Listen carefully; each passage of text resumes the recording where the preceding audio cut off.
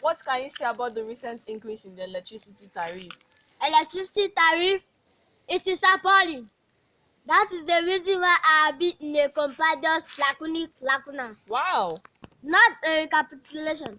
But let me tell you this, that it is Leka and Pongwatidos, that in a Lekotla, in an Imbisu, Flakidos, and innovative matters were excogitatedly ruminated. We also see how the revidistical politicals move from budget disappearance to budget doctoration.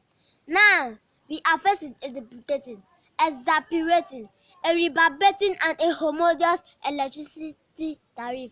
And this tariff is imitating with a financial lobotomization. But I pray that this is not ignite a clamorous demonstration.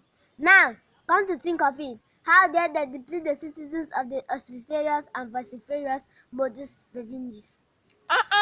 Enough of this vilification and solecism. This is execrably pugnacious, pestilential, and attenuating.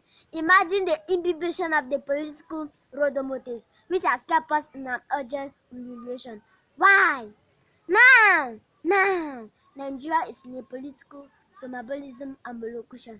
Nigeria is in a financial and economic dantigism. Look at the way the game politics has become epocable.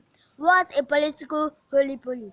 What a political hoity-toity. What a political foodie-toody. What a political hocus-pocus they have come. What a political jabberwocky.